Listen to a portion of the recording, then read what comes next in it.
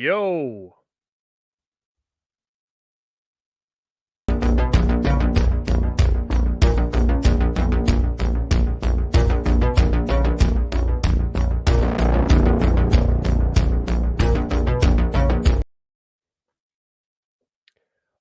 What is going on, everybody?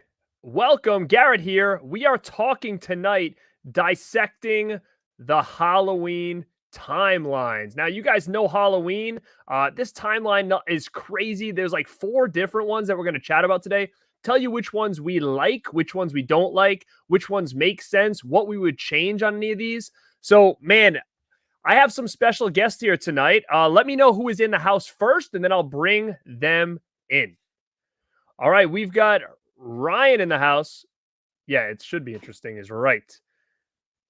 And Thomas in here. Your favorite Halloween timeline is the remake. I mean, hey, man, listen. We're all going to have a lot of different opinions, I'm sure. And that's kind of what's crazy about the Halloween franchise is that it's all over the place with what people like, what they don't. So I'm not here to judge, man. I'm sure that we'll debate a little bit tonight with the other people I have on the panel. So running through really quick, I see Sam. What is going on? People are popping in. Mel is in the house. What's up, kid? Rad Pack, My Killer Podcast. Go check her out. Dead Pit Radio. Go check them out. What is up, boys? Thanks for joining me. Gus, what is going on, dude? Foz Rotten. Well, we will have to see, brother. We got Brandon in the house. We got what's up, man? Nice pick. Got a little Michael action going on there. Jerry, what is going on, dude? I'll take Halloween until. Okay, cool, man. Cool. Yeah, we live. I actually thought my intro was longer. I must have uploaded the wrong one, so I kind of got hit sideways with that one. Apologize. TJ Frizzy, what's going on? Where did I find them? Dude, these buckets, and I'm sure I'm going to talk to my guest about them because they're into them. We'll talk about that when we get back on here. All right, so what do we got here? My favorite timeline is the remake for me. Oh, of course. What's up, Huck? What's going on, Huck? I'm going to do it. Carlos. What's up, buddy? Mama Blu-ray. What's going on? Brandon, we are getting ready to go. Jesse, we are getting ready to go. All right, so the first person I'm going to pop in is somebody that, like, man, we've been trying to do something together for probably like 6 months, I'm going to say. And it just was like never the right place at the right time. And, we have a similar view on something that goes on in this timeline. And I was like, let's talk about that, but let's wait till Halloween Ends comes out. And that's kind of what took it so long. But man, I am happy to introduce to the first time ever on the Born2beRad channel. And that is Mr. Tabata Vision himself. What is going on, Brandon? How are you, man? What's up, Garrett? How you doing, man? I feel like we've been trying to do this for 6 months. I feel like off and on. We need to get you on the show. It's finally happening. I'm excited. I'm excited to be here, man. Happy Tuesday. Hey, thanks, man. You too. Guys, if you don't know Brandon, his stuff is awesome, man. Like, I kind of came across him by accident. I don't know if like Christian sent me a link or something. Basically, it was I heard you did like that high quality remaster of a song from Black Roses. And I think that was like what first introduced me to your channel. And I was like, man, I love this song. And to hear it in such great quality, I started following your stuff, and you did a lot of remasters on like music from horror movies and stuff. And I was like, oh, this is killer.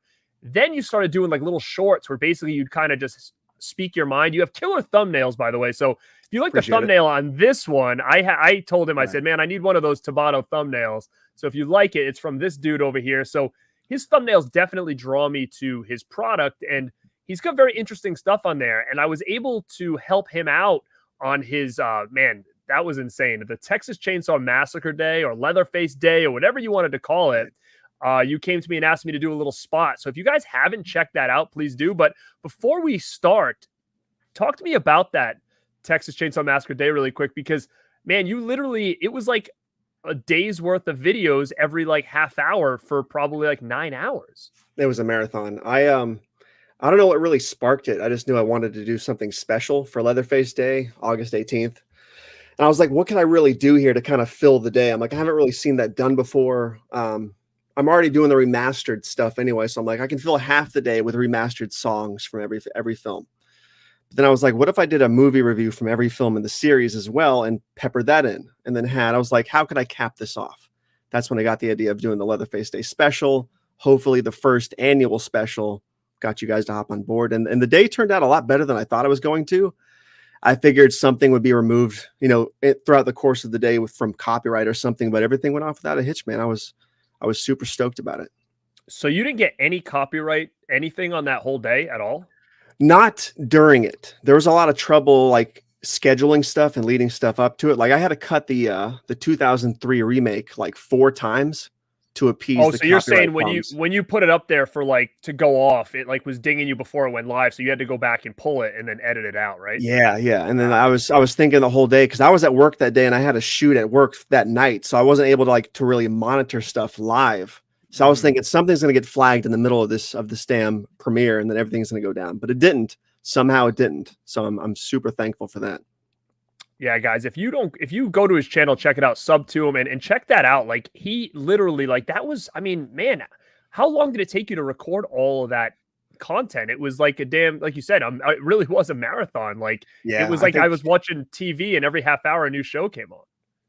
Yeah, it was a lot of fun, but I think it probably took 10, 11 days to finish everything from start to finish. Probably 2 weeks prior to write all the reviews and stuff, but probably 10 days to record everything, edit everything, and get it all scheduled properly, and avoiding copyright issues. So, and now let me ask you this really quick: do you get a lot of copyright issues when you do those remasters of songs? Yeah, usually they get flagged, but so far I've been lucky enough to not have anything like I haven't been dinged. Like I haven't gotten a copyright strike. It's just to where it says the copyright owner is allowing you to use this content and they might monetize it on their behalf. So it's pretty much what it is, which I'm fine with. I'm just doing it for the love of doing these remasters, and it helps draw crowds to the channel or people to the channel. Sure. So it kind of helps me out either way. So, I mean, it's really, really cool, man, for sure. Like, I dig it. Hold on. I guess I didn't add you into the description, but I'm going to put your name in the chat here. It's just Tabata Vision. It's not films, is it? On YouTube? Yeah, it's just Vision. Just Tabata Vision. TABATTO? Correct. Okay. All right. We have one more person in the back room right now. We're going to chime in right now. You guys can say what's up to him. We'll kind of talk about what we've got planned tonight, get back to the chat really quick, and then just get to it. So, without further ado, we're going to add this next dude in. You guys know him. Uh-oh, he's sleeping already? He's been hanging out. He's been hanging out in the back room this long that he fell asleep? Or are we still hungover, bro? What's going on over there? Hungover's pretty apt. He's tired. This is guys, that's Christian playing at CHH in the house. He's still recovering from Scarefest, and I think he forgot that he had to do this thing today. So he is here, but he looks comfy as hell, I'll tell you that much. I am comfortable, man. I'm very comfortable. I'm trying to maximize comfortability in the horror room, so trying out the couch set up for tonight's show. So is that a new couch for that room, or was it just somewhere else off camera?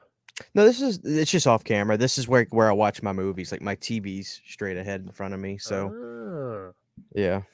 And you boys know each other pretty well, yeah? Oh yeah. What's going on, Christian? What's up, pimp? I'm jealous of that chair right now, though, man. That thing looks extremely comfortable. I'm living large, brother.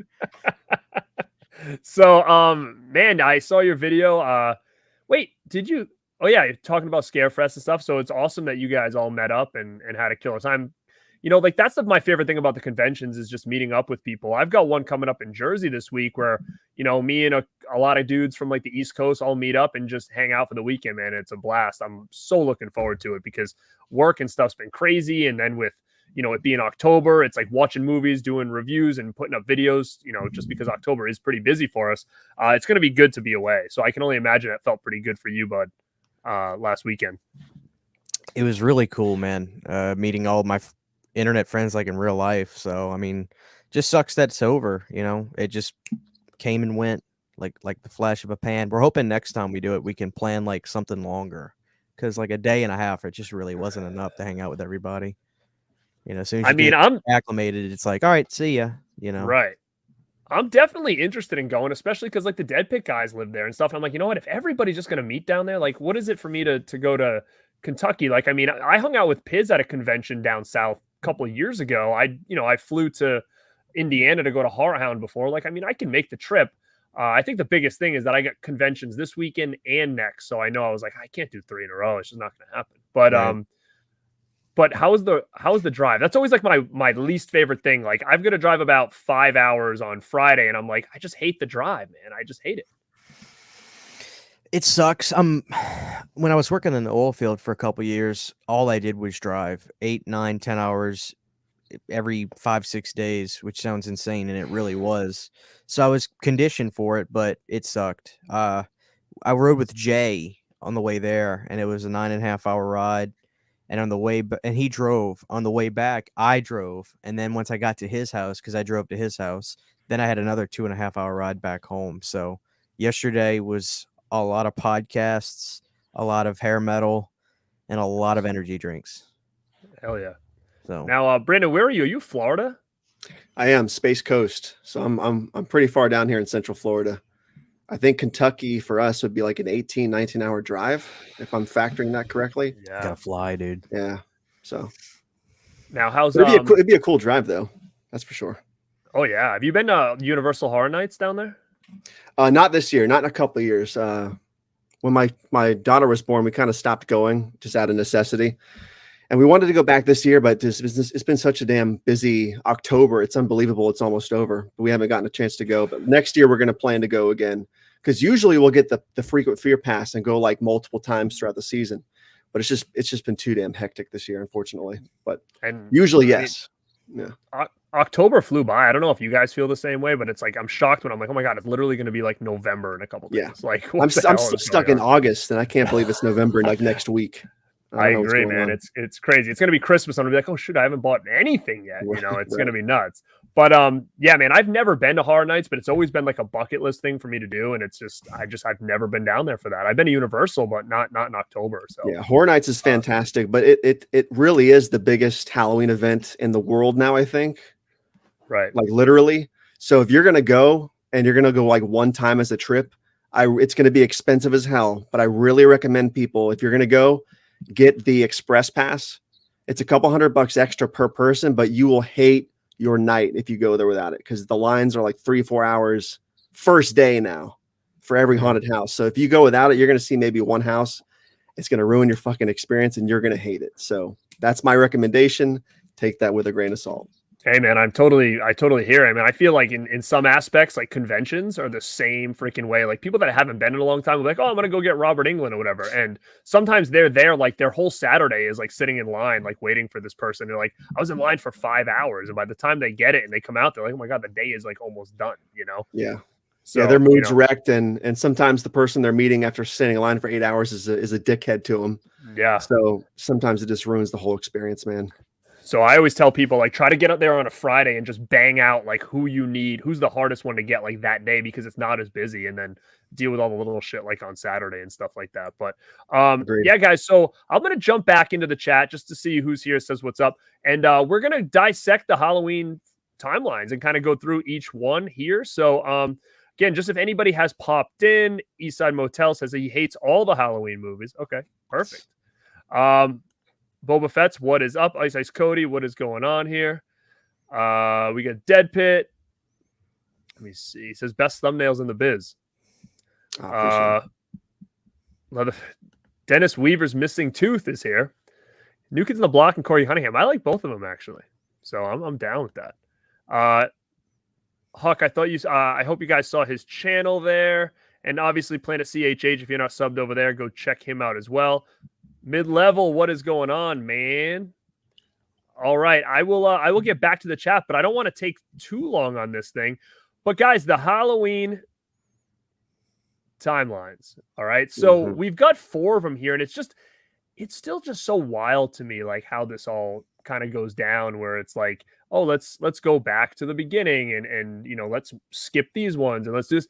I mean, they started pretty good, obviously, besides Halloween 3, but we all know the situation on that. So I like the fact that the first timeline is the long one. It just needed like a finale. And I don't know if Halloween 6 was the finale we wanted. Now, I just rewatched all these this month to do my official ranking. Now, if we go through this timeline first, what are your guys' thoughts on it? Because for me now at this age and going through these again, 1 and 2 to me is always going to be top dogs. Like, I love it. I think it's a perfect sequel. And I know, Brendan, we've talked about that before. But Absolutely. honestly, and I know we're going to get controversial here, but like 6 was always like way down my tier list. Like, I thought 6 was going to be like my bottom 3. I actually found 6 better than 4 and 5 this time around. Like, I had actually had more fun with it than I had at 4 and 5. And I was like, wow, like this really just leaped over these two. And 4 and 5 to me were like, aesthetically, they were fun. They felt kind of like made for TV movies watching them now. And I don't know, like I was kind of like not really impressed this time around watching these. It's been a couple of years since I've seen them. Now, what do you guys think of like these, first 5 right here? Christian, you can go first if you want.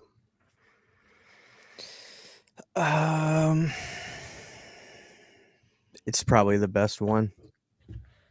I mean, it's hard to beat 1 and 2. I love Halloween 2. To me, Halloween 2 is one of the best in the business.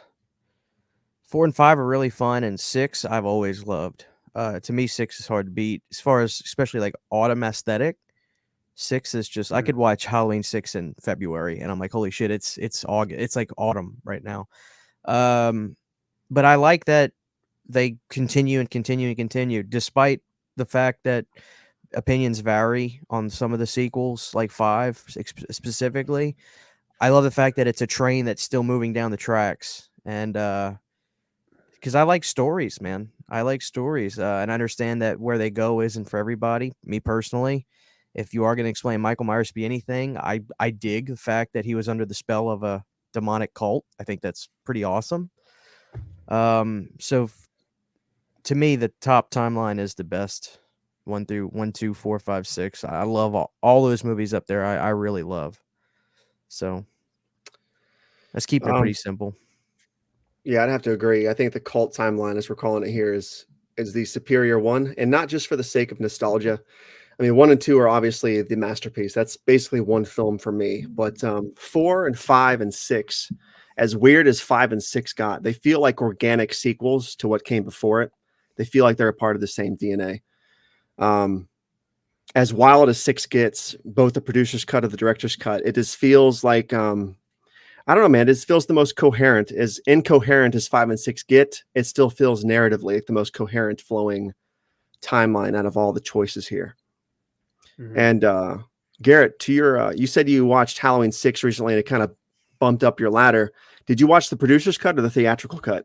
So this time around, I watched the theatrical, which had been a real long time. Like the last time I'd watched this, I had watched the producers. So it's probably been since, I don't know, to watch the theatrical, probably 06 maybe that I've watched that. Producers I watched probably around like 2010 maybe, because I had got a bootleg of it because it was like very sought after for a long time. And I think that going back, I don't remember liking 6 so much, and I don't know if it's because I did watch the theatrical. I don't know what you guys' take on both of those, but to me, I don't know if the theatrical made it feel better to me than watching those producers cut. I don't know, but I felt like it was a lot more entertaining and enjoyable than I've ever remembered it. Yeah, I think I prefer, I don't know about you guys, but I think I prefer overall the theatrical cut of 6. But to your question earlier about does 6 feel like a proper wrap up to that timeline, I think the producer's cut ending feels like a good ending to that timeline because the evil has been passed on. Loomis is the new Thorn leader, and it feels like it could really end there. You know, it's open-ended, but it ends in a way that feels like it has finality to me. Mm-hmm. Yeah, I mean, definitely. So, I mean, I definitely agree with that. And like you said, looking at all these, like, I'm pretty happy with this first timeline. As much as, like I said, after 1 and 2, for me personally, take nostalgia out of it. Like watching it now at my age in 2022, like 4 and 5 were kind of like it was a little slow for me, like going through it.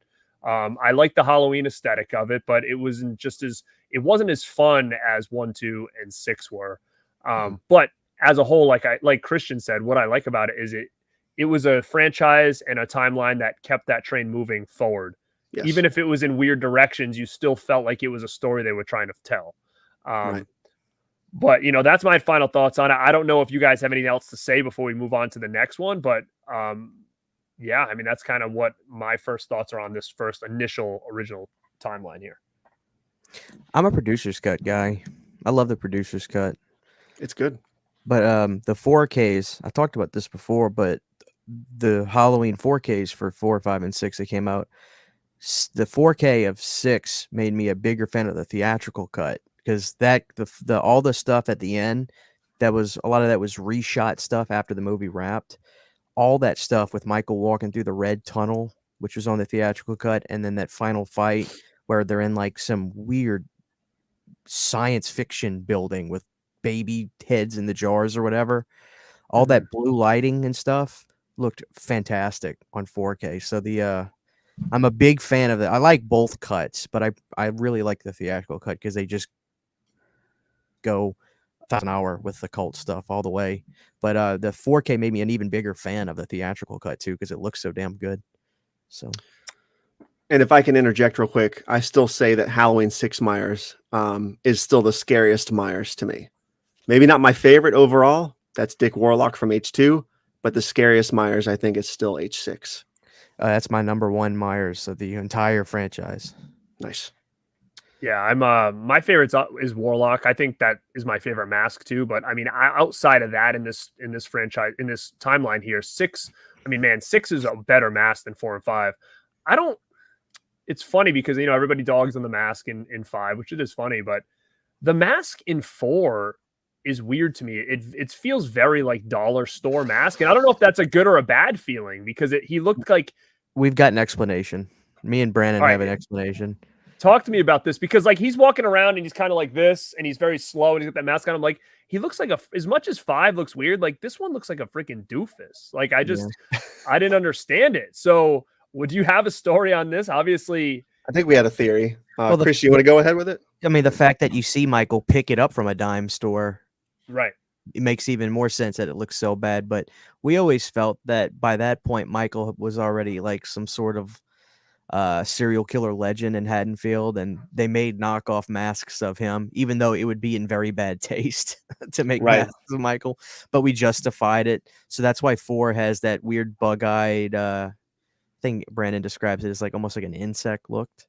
It freaks me out, man. It's so cheesy looking. I get it, but it's something about it is so horrifying to me. Yeah, but because he picks it up in a literal drugstore, aka dime store, it kind of makes sense to us that it has that cheap ass look, But I think it actually juxtaposes really well with George Wilbur again, who was Michael in 6. I don't know if you knew that, Garrett. That was the same guy for most of the movie. There were other guys in 4 doing the role, but I thought that mask juxtaposed pretty well with a big Myers, which I'm always a bigger fan of. I'm not really a big fan of the Nick Castle. You could whip that guy's ass, but you're not whipping George Wilbur's ass. So I like the big Myers. Now let me ask you this, Brandon, do you have an H2 mask? I had a really good Warlock from Cemetery Gate Productions a couple of years ago, and I unfortunately had to sell it at the time, but it was a really kick-ass piece. I've been wanting a JC H2, which is an independent mask maker, and his stuff is really hard to get a hold of. There's a huge wait list. So at the moment, I don't really have a good H2, unfortunately. I have a really good H1. This is the NAG Ultimate Cover Mask. It's technically from the Part 4 poster. That's why it's called the cover mask, but to me, it looks like H1. You know what I mean? Man. Yeah, it's so nice to see those kind of masks. Because I mean, the only masks I have are from Trick or Treat Studios. I don't have anything rehauled, nothing like that. And I've been kind of eyeing a nice Warlock mask, and I found one online. I think it was like on an Etsy store or something. I'm like, man, this thing looks awesome. But obviously, they're way more expensive than if you were to get from Trick or Treat Studios. But I don't know. Are you getting those custom? Are you rehauling them? Are you sending them out with like blanks? How are you doing? I'm pretty much buying them from artists. Like you can get a Warlock from Terry at CGP, Cemetery Gate Productions, directly. You just have to put your order in. It's like a 6-month wait, no big deal. JC, who makes really good masks, they're pricey. You can get on his waiting list and you can buy a blank and then send the blank to him and he'll finish it for you. He doesn't really make them himself from scratch. So when I'm buying indie, I usually like to buy directly from the artist. Like this one came from Greece, the H1 I just showed you. That's from NAG. And But the only masks I'm really rehauling are TOTS masks, because the paint jobs are, they're acceptable. They're not great, but they're mass produced masks. They're still better than anything we had in the 90s, I feel like, right? But the molds are so good. The molds of those masks are really good. So if they're rehauled properly, and I'm not the best at rehauling yet, but those really make for some good pieces. Like I've seen some TOTS H2 masks rehauled, and they look like $800 masks. So it really depends on the artist, but they're good masks. There's nothing wrong with TOTS. Now, Christian, do you have any masks, Myers masks? Yeah, you never really see them like in videos and stuff because they're like above the computers. But there was this great company. I talked to the guy a lot. He was always kind, and I'm sure he's still in business. His Creation X with a K. They're great. Yeah. I remember them. Yeah. You got that damn jack-o'-lantern that I wanted. I do have the jack-o'-lantern. And it's still, I think, the best looking one. It's so big. It's oversized, which is great, Yeah. He put out a Curse of Michael Myers mask years ago, and it's amazing. I mean, it's absolutely amazing. It's up there. I got that. I got a Halloween 4 from, damn it, I think Brandon knows the name of the company. It's called the Uncle 2. Or yeah, Uncle that's CGP, Cemetery Gate. Cemetery. That's a great mask, man. The Uncle V2, I think, is better because it's dirtier, but the Uncle's a great piece. And I had that one time and it was too small for my head, so I had to sell it. Yeah. I'll go real old school on you. Sean Clark, Silver Champagne Novelties, if that rings a bell. That was years and years ago, 2010, 2011, 2012 is when he shut it down. I've got not that by the looks of the timelines, I don't think we're talking about that movie, but just while we're on the subject, I've got 2 Silver Shamrock masks that he did. I've got the skeleton and the pumpkin, and those got Tommy Lee Wallace's autograph like embedded into the latex. So those were, at the time, you literally couldn't get a nicer version, and quite frankly, I still don't think you can. They're very, very, very high end. So yeah, I've bought a number of Myers masks and stuff like that, but I haven't bought, and I have an H2O one. I can't tell you where it came from, but it's gorgeous. It looks really good. Yeah, that's a sweet piece. Yeah, I couldn't tell you where I got it off eBay, so I don't know who made it or anything like that. Right. Now, are you guys like familiar with masks? Like, I have Season of the Witch, like the 3 masks, dude. I have ones that I got on eBay well before Trick or Treat Studios was even around, and I still think that they're better than all the current stuff. And I haven't bought any of the Trick or Treat Studios ones because I'm like, man, these are just so great, and I have no idea who did them. No clue at all. I was looking inside to see if it said anything. It doesn't say anything, but they're still displayed in my house. Have you ever seen any pictures with those in them? Like, those are masks that I've had for probably 12 to 14 years, probably. But is your skull mask yellowed a little bit? No, it's white. But you know what else is funny is what's the deal? And it always kind of bothered me. And I'm like, am I wrong? Like, I hate the Season of the Witch mask with that the witch has the green hood. Yeah, it's not really accurate. I'm pretty sure she had a black hood. Yeah, why are they producing them with the green hoods? I've seen them and I'm like, oh, like I don't like that. Yeah, I noticed that when I bought one at Party City. And I honestly I had, like I said, I've got my Silver Champagne, which the face is a much darker, deeper green. And it's got a really gorgeous, very soft black hood. And I didn't really notice it until I brought it home, but it was green. And if you watch the special features on the Halloween 3 4K, the Blu-ray disc, they interviewed the gentleman who runs Trick or Treat Studios, and it sounded like he just wanted to. He did a new mold for the witch. He did his own. He didn't use an original Don Post mold, and it sounded like he just kind of wanted to have his own imprint on the mask. So it's very possible that he either wanted to use a dark green hood or something like that. It may not be screen accurate that much, but I think it was just an artist trying to have his own little stamp on the mask. Like a part of me. Oh, God. I was going to say, I think, and you guys correct me if I'm wrong, or in the chat, correct me if I'm wrong. I think in the 80s, the late 80s, I think Don Post did a reissue of the masks, and they looked different than in the early run. I think it added a bit to the confusion. And I think there was also a ripoff line of the Skull, Witch, and Pumpkin from a different company. And I'm pretty sure they made the flesh-colored Hagatha mask too. that I think it's only muddied the waters as far as like this confusing nonsense goes. But Right. Mm-hmm. correct me if I'm wrong, guys, in the comments, because I might be totally wrong about that. I believe there was a red skeleton head. There was, too. yeah, I remember that one. I remember having a catalog with the red one. Yeah, I bet those are expensive now. Yeah. Yeah, so this is like the witch one. It's hard to see in here, but actually, this actually looks a lot brighter than it is in person. It's not that bright, and I actually like even like the moles and stuff like are like almost like got a brown tint. Like it's not just straight green. That olive green looks so much better than the neon highlighter green of the Tots version, man. Well, you know what's funny is I agree, but a part of me was like, you know what, I wouldn't mind getting another set where like I got those even the pumpkin that's like really neon orange. Like I'm like I wouldn't mind getting a set of those just because they're so wild and like those are kind of like the ones that we see in Ends and all that. I mean, in not Ends in Kills or in 2018, you see like those bright ones, and I was like, maybe I'll just grab those. But these are still like my favorite. Like I was never happy with the ones that were coming out now, so I never upgraded or changed them or anything like that. Well, this is the year, Garrett, because I think Tots just reissued them this year again, and they're all glow in the dark, all three of them, I believe. So maybe it is the year that I snag all those. But again, it becomes one of those things I have them, but I'm like, I don't even know where I'm going to put these things. But I guess it's good to have. I can wear them instead of having to display it, I guess. But anyhow, we will go to the second tier here on the timelines, and this is the Laurie Strode timeline. You know, I'm going to say I don't like this timeline at all. I rewatched these again, and man, I actually liked H2O like way less than I think I've ever liked H2O. And I saw H2O in the theaters, and at the time I was like, oh, I liked it because, you know, we hadn't had a Halloween movie in a while. It was the first one I ever saw in theaters. Scream was hot at the time. So to me, I was like, cool, we got Scream, we got H2O. This is Halloween. This is great. But watching it now, I'm like, I was bored. I didn't like the Scream aspect. I think like the first couple minutes like was the best part. The mask was a mess. The score was a mess. I was just this thing now had moved way down into like my bottom, you know, tier of my ranking now. And we know everything about Resurrection. I just think that totally even makes H2O worse, knowing that like that finale was just like a big joke. So to me, loved 1 and 2, and man, H2O and Res are like they're bottom tier for me now. What do you guys think on that?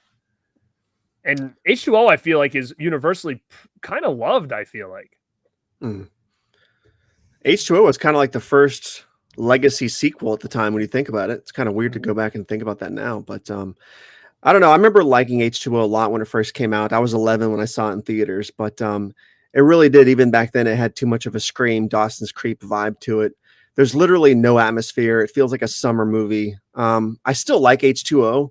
I really like Laurie Strode's character arc in it. I think she's more believable as a character in that than she is in any of the newest trilogy, in my opinion. But yeah, there's something seriously lacking in H2O and obviously Resurrection by default. And it's not just the terrible masks and the CG mask, but there's something else to it I've never been able to put my finger on.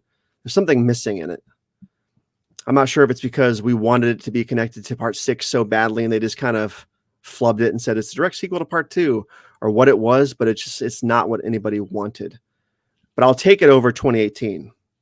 That's probably controversial, but I'll take it over 2018. I think it's a better legacy sequel than 2018. Christian, what do you think about this Strode timeline over here? I mean, we were joking around about it a few weeks ago, but yeah, I love H2O. To me, it's like you get in and you get out. It's a shorter Halloween film, which I like. To me, I felt like Jamie Lee Curtis is being herself in the movie, which makes her PTSD stuff seem way more palatable and realistic to me. I love the fact that there's Creed in the movie. I love the fact that it's not Haddonfield. I absolutely love the fact that it doesn't look and feel like some of the older movies.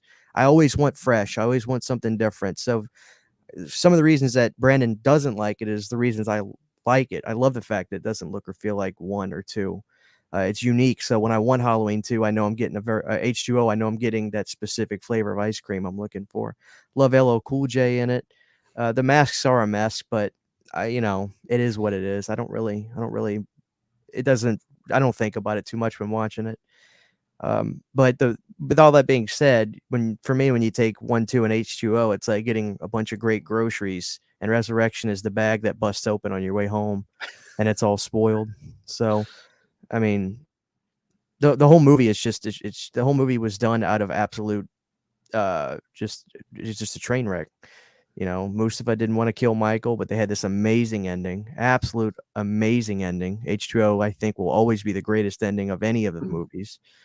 And Jamie doesn't give a shit. Her character is ridiculous. Now, actually, I say her character is ridiculous. We're going to talk about ridiculous Jamie Lee Curtis performances when we get down to the bottom one.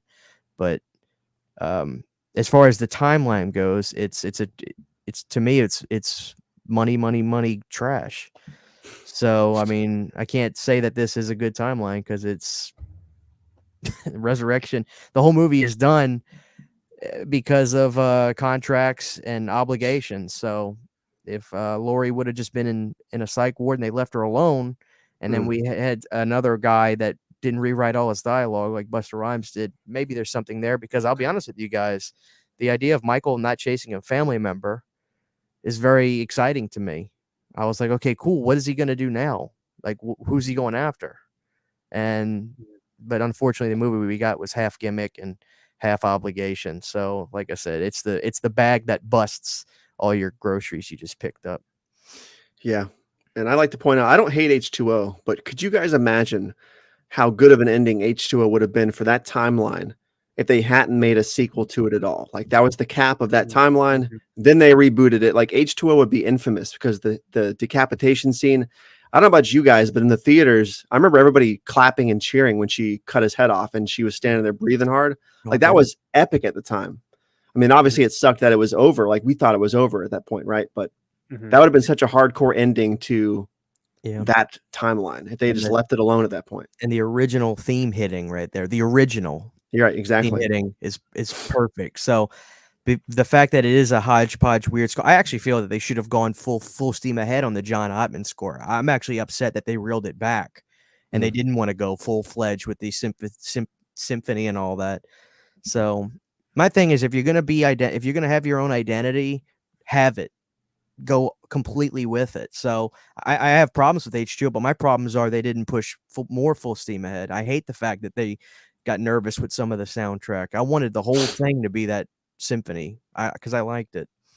But having the original score, the theme at the end, the original 78 theme, I get goosebumps when I get it right now. When I think about the ending of H2O, I get goosebumps. So it's funny. I see more people, Garrett, that don't like it than like it. So really? For me, from my perspective, I'm on a desert island with H2O. You know, I mean, it seems like the chat likes it quite a bit. So again, I liked it in theaters, and it was a while since I had watched it. And when I watched it again, I just felt like I was kind of bored. And I don't know if it has to do with I knew that there was Resurrection I had to watch afterwards. I don't know what it was, but it just wasn't what I remember it being. Like, I don't know. Like, I don't know what it was about it, but I do agree that I think that Lori was better here than what we got in 2018.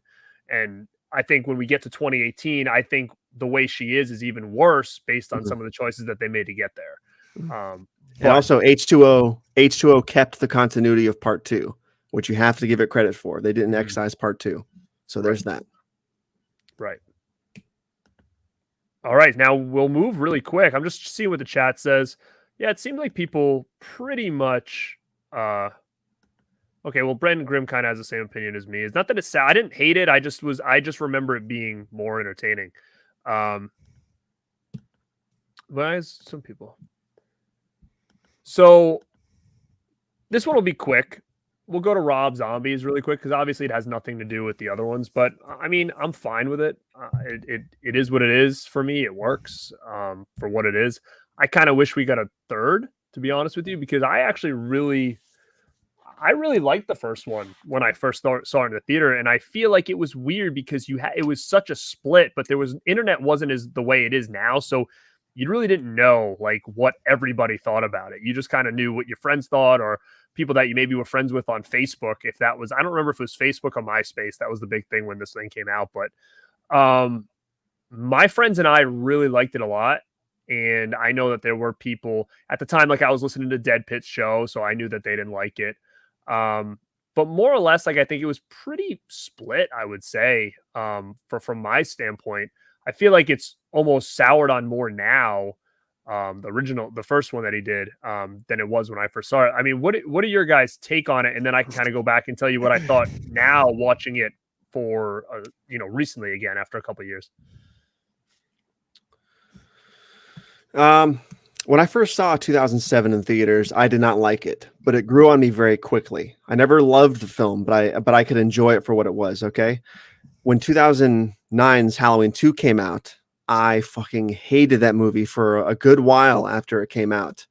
It wasn't until the last 2 or 3 years that I finally started to warm up to Halloween 2 and really appreciate those movies for what they were and what Rob Zombie was trying to do and did do for his movies.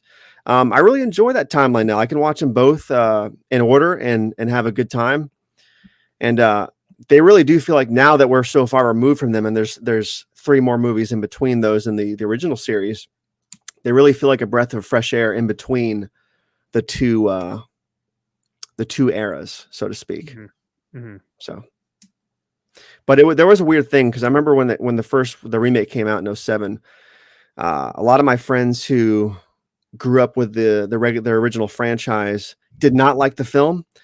But everybody I knew who didn't like the franchise prior loved the Rob Zombie version. So there was kind of a weird swap, I think, of audiences for the franchise at that point. I think it's come back around full circle now, obviously. But at the time, there was a really big shift. I think there was the Devil's Rejects fan coming over to the Rob Zombie, the Halloween side, and original Halloween fans kind of going away from it for a while, I think, in my experience.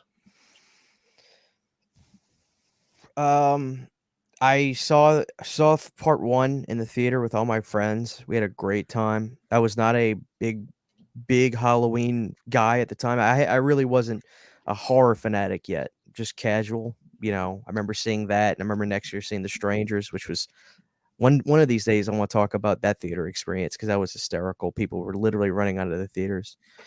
But then senior year of high school, saw Halloween 2 with my same friends again. Had a blast with it. But I noticed quickly at that time saying you liked it on the internet was fairly dangerous. So I kept my mouth shut for a number of years. Even kind of acted like I didn't really like them, quite frankly. But I always enjoyed them. You gotta understand, Garrett, I'm a different cat, man. Like a lot of the stuff you'll hear, and I'm not gonna round up all the Halloween fans with what I'm about to say, but a lot of stuff I hear is this isn't Halloween. This is a bastardization of what John created, blah, blah, blah. This isn't Halloween is never something you'll really hear me say. I just watch a movie, man. And if I like what I see, I like what I see. That's just as simple as I am. And with that being said, that's as simply as I could put why I'm a really big fan of Halloween 2, man. I just really dig it. I love the psycho stuff with it. I love Laurie being really traumatized by what happened. I mean, she was really traumatized, but I mean, she had this big, nasty son of a bitch going through her town and just wrecking shop, killing people, blood everywhere. All the kills in this movie are harsh. They're not cinematic. They're not cool. They're mean. They're gruesome, and I think that was purposeful what Zombie was trying to do. He wasn't trying to show murder in this cool cinematic way where you stab the guy into the wall and then you tilt your head. No, screaming. It was just mean. It was fucking mean, and I dig that, man.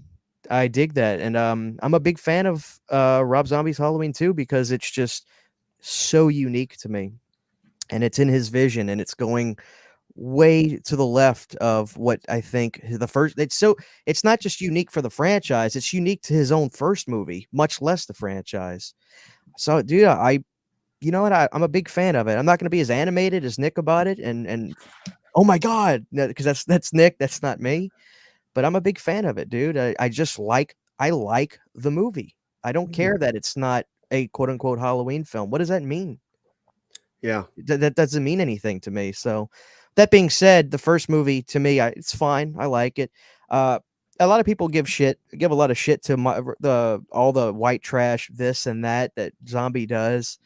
And I hear those people. It can be excessive and annoying at times, but and I'm not defending the guy, but look, he grew up in the carnival. He grew up in the carnival business. Yeah.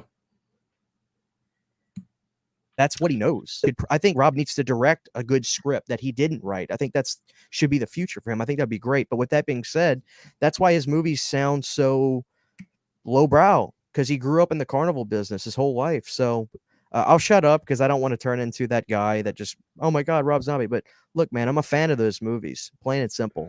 I like what he made. If I can add something too to Christian's point about Halloween 2 real quick, Garrett, is Halloween 2 does a fantastic job of really showing and exploring the trauma of Laurie Strode, not even just from a cerebral standpoint, but at the beginning when we're seeing her fingernails being pulled off and she's being sewn up and clean. Like when you compare that to Laurie Strode's wounds in the original Halloween 2, which is still my favorite Halloween movie, no doubt, there's something grittier and more realistic, and it makes you feel uncomfortable in Rob Zombie's movies. They're almost too real.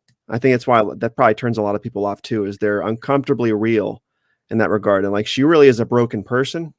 And I think he does a good job for a lot. A lot of people have a lot of faults with his work, but Halloween 2 does convey trauma and pain and loss pretty well for the kind of movie it is. Mm-hmm. So yeah, I mean, Christian, this is a safe place, man. You can talk okay about Rob Zombie in here. It's all good.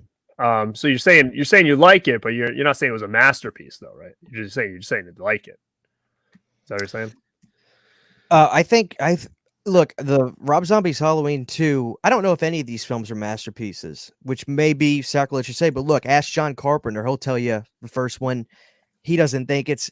I like what John said. If we keep trying to analyze why the original Halloween is so loved, maybe if we almost figure it out, it'll stop being beloved. So let's stop trying to figure it out. It's just one of those magical moments. I don't know that any of these movies are masterpieces. I think it's just what they do to you and how much you enjoy watching them. And Rob Zombie's Halloween 2, I just fucking enjoy watching that movie so much. I think to me, it is so good. I love it when somebody has a vision of a film. And despite the fact that I think Rob would have gone further because of the Weinstein shit was insane, when you see a human being's vision for a movie that is less filtered or even unfiltered totally, that is so awesome because you can feel it. It feels authentic. It feels absolutely authentic. That's why I'll get to my problems with the Blumhouse movies, but no, I don't think it's a masterpiece, but I love so many things about it. Yeah. I mean, so like I said, I mean, Rob Zombie's Halloween, I loved. I don't know for me if it was like right place, right time for me. I don't know if it was enough distance between, Resurrection, the how I felt in the theater when I saw that. Like, I hated Resurrection in the theater. I loved H2O in the theater. So that was kind of my life at that time. When I saw Rob Zombie's Halloween, we just kind of come off, the two big Rob Zombie hits. And, I was all amped up for this. And I loved it a lot. I mean, at the time being that age and, I was like, oh yeah, it was so brutal. It was cool. And none of it bothered me as far as, the beginning when they were talking, like the dialogue and stuff like that. But going back and rewatching it now, like I'm kind of like, oh yeah, like it doesn't age well, like the dialogue at the beginning. I feel like, that first scene where they're in like at the kitchen table and stuff. But other than that, I felt like it was still fine. I think Rob Zombie does a real good job, like creating characters. Like to me, Scout is Laurie Strode, which is a weird thing to say considering, the iconic nature of that character with Jamie Lee Curtis. And it's believable to me. Like it was believable that you can find someone like that and still consider it like Laurie Strode. So I think he's always done a really good job, like creating characters. And I thought young Michael was really memorable to me. Like Daig was always like, I thought he did great in that role, just being like a creepy little kid. But in the theater, like honestly, like Halloween 2 was probably like one of my worst theater experiences ever.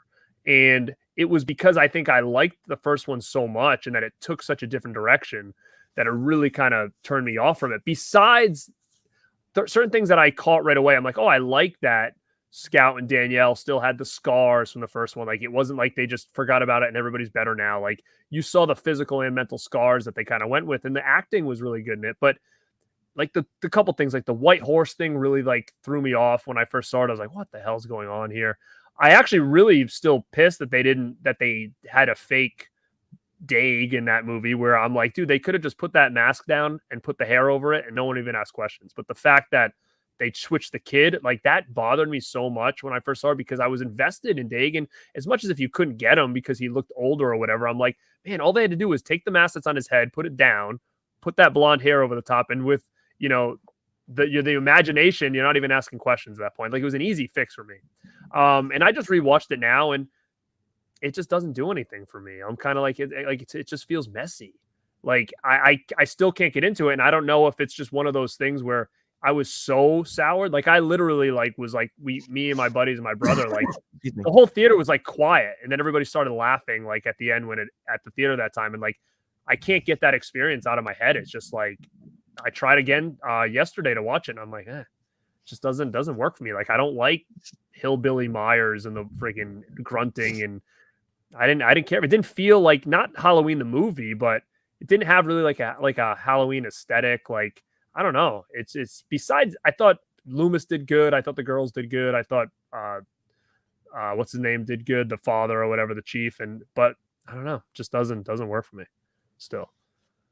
But yeah, it's fair enough, man. Fair enough. So I'll look at the chat, because I mean, I think everybody's kind of split on these as well. It seems like some people, but which is interesting though, is that people are kind of coming out and being like, oh, I like these movies, because you really don't hear many people, in my opinion, say that they enjoy the Rob Zombie Halloweens, like, publicly, like you said. And I think it was even worse probably before than it is now. But this is all H2O still. I think time is time is good to a lot of things too. Time kind of, the expression "time heals all wounds." Mm-hmm. I think that's Twitter post that what is people it? were like, I've seen about 5 or 6 Twitter posts. And don't get me wrong, it doesn't matter to me. It's not like it's not like I need liking certain movies to be a popularity contest or anything. But I thought it was funny. I have seen 5 or 6 Twitter posts of people saying, "Damn, Jason Blum really going to make me a fan of the Rob Zombie films," which I just think was funny. So, but yeah, I mean, it seems like it's getting a lot of love, and again, it's funny because when I finally do my room tour, you're going to see, like, I actually have quite a bit of Rob Zombie Halloween merch, like, displayed, like, here in my movie room, where I have so much stuff that I could choose, like, oh, I want to display this. But for whatever reason, like, I've always had them in like shadow boxes, like some of the masks and stuff. And I always kind of liked the first one. I feel like he just did really good character building in that. But nice. I would love to see a part 3. I really would. I mean, yeah. And if you're going to do it, you need to do it with all the cast from before, like the Scouts, the Danielles, the Tyler Maines, like, bring them back. Like, don't flip flop it. I want to see a continuation of where the story goes. But I know we're probably not going to get it, but hey, who the heck knows now?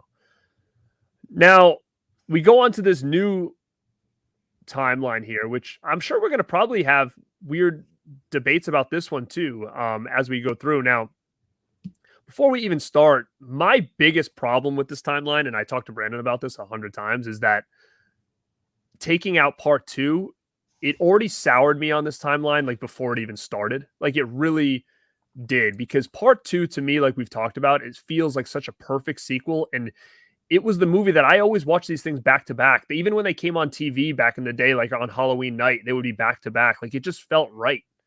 And to just try to, like, lose that for one stupid thing where they're like, oh, we don't want them to be siblings. Like, to me, it wasn't worth the change. Like, even when you look at all these again, like, to me, it wouldn't have mattered really. What do you guys think about that? And that's really what, to me, is going to throw me a monkey wrench in this timeline right here. But other than that, I'll talk a little bit more about what I think of the new ones. But that, to me, is really just like, it already sours everything for me. Considering how Laurie is at the beginning of 2018, she's been crazy for 40 years. She's been training like Ripley from Aliens. She's a badass.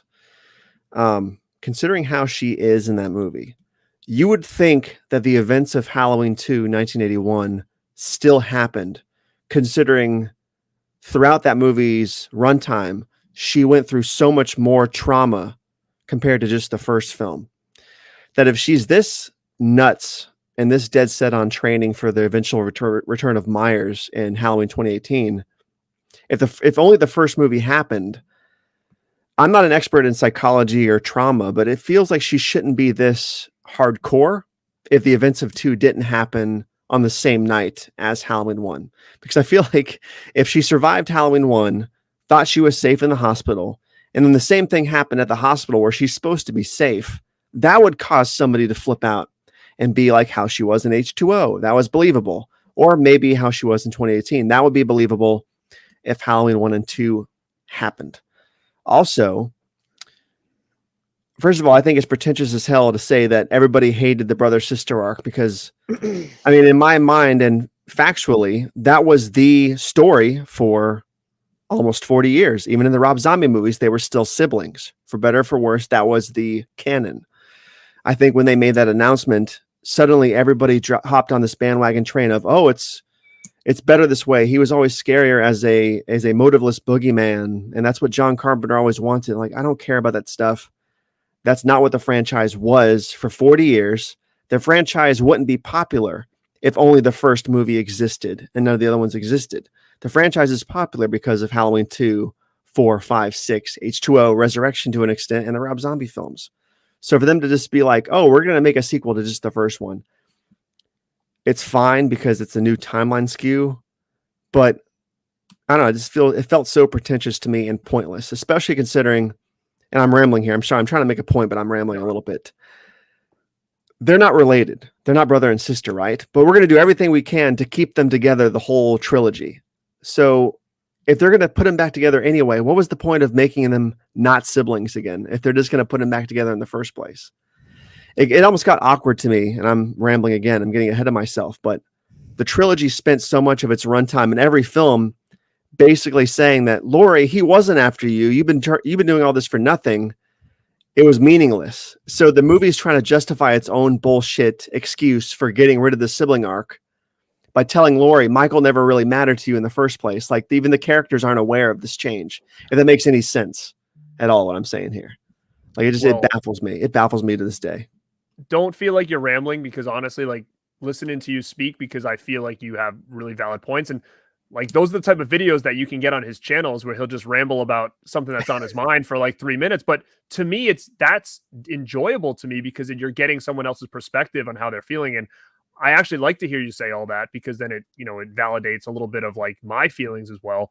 And what was the big, the cancellation, right? It was going to be like, oh, they thought they were siblings, but they weren't. Like that was like the squash right there. Like that one line was like, it took that whole story, that whole second night, like completely out of it, because it was like, oh yeah. And at any point, I almost like in my head was so bummed out about that, that I'm like thinking, oh, it ends. I hope that like it turns around that they were siblings, like, because then it would make so much more sense. Like, I almost like hoped that like we'd get like a swerve where it's like, oh, guess what? They are siblings, and that's why all this is happening. But obviously that didn't happen.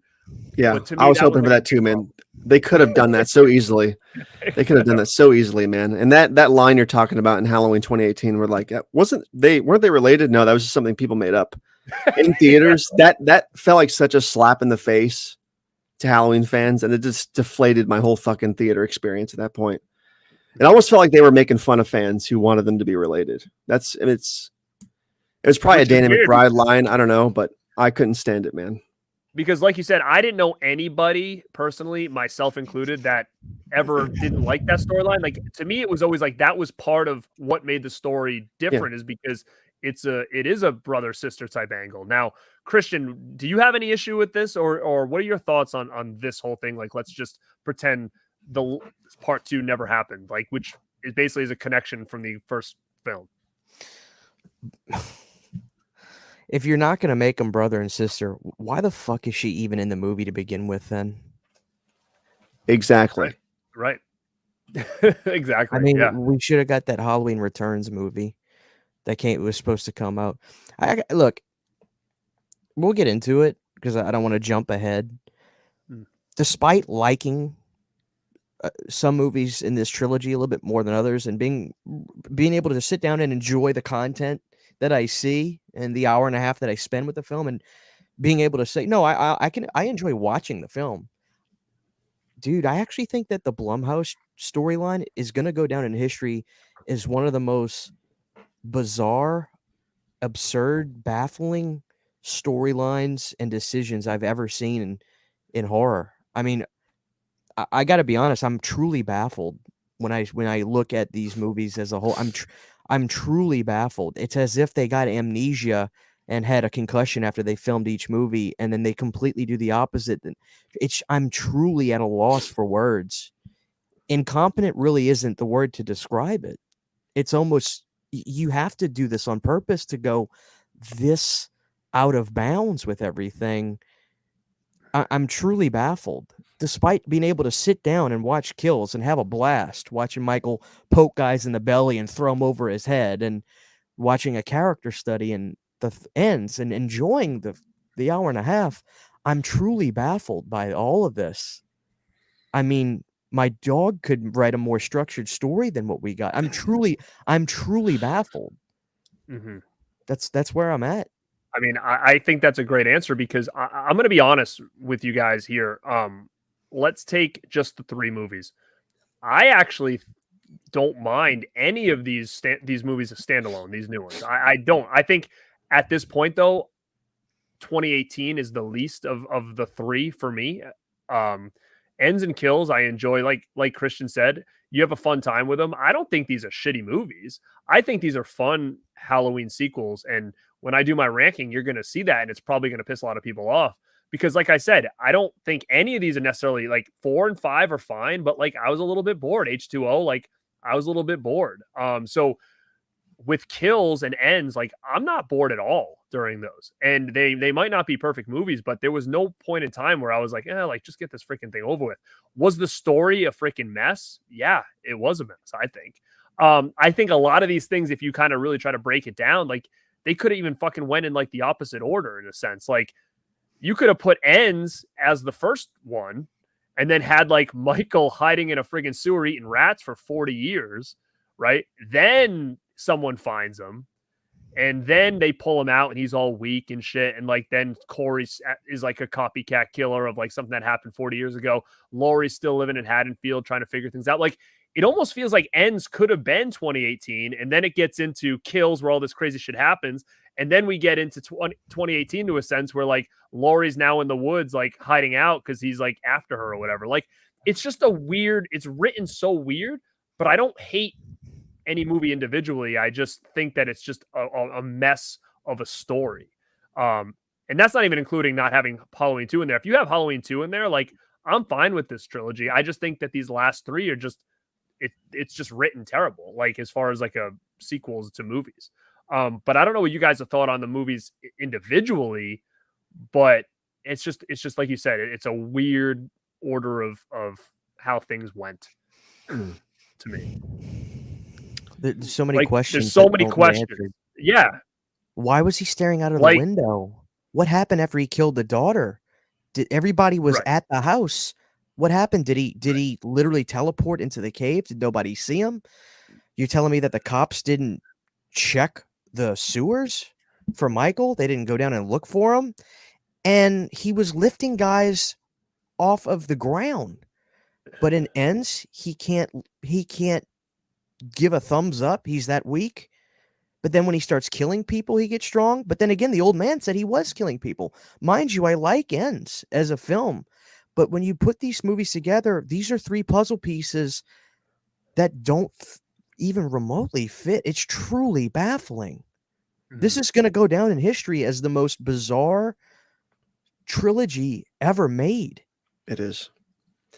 And I loved Kills. I didn't like 2018 when it came out. I'm not a huge fan of it now. I watched it a week or 2 ago, and I didn't hate it. So it's grown on me like a tad bit, but not much. Loved Kills. I loved everything about Kills. I watched it again this year. I loved it even more than I did last year. So that movie's grown on me. Halloween Ends I've seen twice now, and I hate to be this guy because I feel like I'm taking the piss out of everybody else's experience with it. I almost despised Halloween Ends. There's so many bad choices in it that I would change from a narrative standpoint. And again, I'm not trying to rain in anybody's parade here, but there's so many, like Christian said, baffling is a great word because the stuff they set up in 2018 in Kills, I feel like they just disregarded. Like every time Michael kills, he transcends. He kills that whole mob of people at the end of Kills, and then he becomes weaker and ends. Why is Laurie, after having no confrontation with Michael for 40 years, more of a badass in 2018 than she is in Ends, after the whole town basically has been killed at this point and her own daughter is dead, but now she's Martha Stewart? Like, I don't understand these choices. And like the Corey, I'm not a fan of that character or that arc, but I would have been okay with it if that was a part 4 after the Michael Myers story had been wrapped up effectively. This movie should have been balls to the wall, Laurie versus Michael versus the town. I don't care if they did it in Kills. This should have been a continuation of Kills directly. It should have happened on the same night. I don't care if COVID got in the way. A good writer can write anything into fruition. Should have been the same night. Everybody should have been, I don't know, man. I can go on for 2 hours about this, but it was do it backwards in a sense. If you take Laurie and make her Martha Stewart in 2018, Yeah, and this let's say Michael was hiding. Look, and again, I try not to pay attention to fine details. Blumhouse went out of their way to make me pay attention to the stuff that they completely did. Exactly. Disregarded, right? Do you guys make Michael disappear, and we find him in the cave, and let's make him the devil. Let's make him get stronger when he kills people. Cool. I wanted Michael's hands to regenerate when he got shot with the gun in 2018, because that would have made people say, "Oh my God, what?" Now nobody knows what the hell is going on, right? But they didn't do that, obviously. Let people think Corey is actually being the killer because of what happened with the babysitting night, and then at the end of the movie, we find out, oh my God, it was Michael. It wasn't Corey. Then you have Halloween Kills, same night from Halloween Ends. And then 4 years later, Laurie has her house barricaded. Right. She's got AK-47s and shooting dummies. And the series ends with Michael getting booby-trapped in the basement and the house catches on fire. That's Dude, the Mustafa Akkad way. That's what I was saying. It makes more sense. Akkad ending, because Mustafa Akkad, right or wrong, they went for it when they literally chomped his body up. Right or wrong, that's ballsy. It is. And I'll fist bump that, even though actually, no, I'm glad they did that, because that means the Blumhouse trilogy is over. The Blumhouse series is done. Yes. So, but regardless, ballsy. But the Mustafa Akkad way of ending the series would have been reversing it and having him burn in the house, because his body's still intact, but it's over. That's his tomb. I'm truly baffled. Yeah. But again, I can individually enjoy watching the movies. Like, I love the score from 18. Still my favorite score of the 3 movies. Kills is literally a bloodbath. That's fun. And Ends is a character study movie that I enjoy. I even like the cave stuff. I think it looks cool, right? But as a story, I am baffled. I don't know what else to say. I keep repeating myself. I'm truly at a loss. Truly at a loss. And I have no idea how they did this. I mean, because you go from the original timeline where the producers had to find somebody to make a story out of one randomly added thing in Halloween 5, a guy in a black outfit. They needed the script for the next movie to answer that question. But now they're not even answering their own questions in the Blumhouse trilogy. They're not even trying. They're pretending they never asked the questions to begin with. Mm-hmm. Yeah. This is going to go down in history, guys. Like, this is history, what we saw. Yeah. What the hell's going to happen with The Exorcist? I'm so deflated on the Exorcist trilogy now after seeing Ends. I actually think, and this is probably a shitty thing to say, I think we need a straight-to-video Halloween movie. I think we need you want to bring Danielle Harris back as Jamie Lloyd? Cool, guys. Bring back Dimension Extreme and do it. But do it as a straight-to-video movie and just make it fun. Get away from all this crap. Well, I got a question for you, Christian and Garrett. Last year when Kills came out, were you guys fans immediately of Kills right off the bat? I was, yeah. So, and I'm still so. I like. But you guys remember how much hate that movie got at the time? Like, I feel like if you liked that movie last year, you were one of the few, right? I agree, and that's how I felt. Yeah. But that's the thing too, that I liked Ends, and I liked the Corey Cunningham character, and I didn't necessarily need the Michael Myers. Like I wasn't like, oh, there wasn't enough Michael. Like I don't care. I've seen it, done it. I just don't think it was a good ending to what the story they were trying to tell. It was a mess. Like you guys said, like what happened after kills? Like it said at the beginning, his house was demolished. Okay, well, when? How did he get into the sewer? Like there was a lot of unanswered questions that we didn't know. And like we talked about earlier, this should have been the first one because then they could have built Corey for like 2 movies, and then if they wanted to do a spinoff with him or whatever, it would have made sense. A lot of questions. Oh, sorry. Yeah.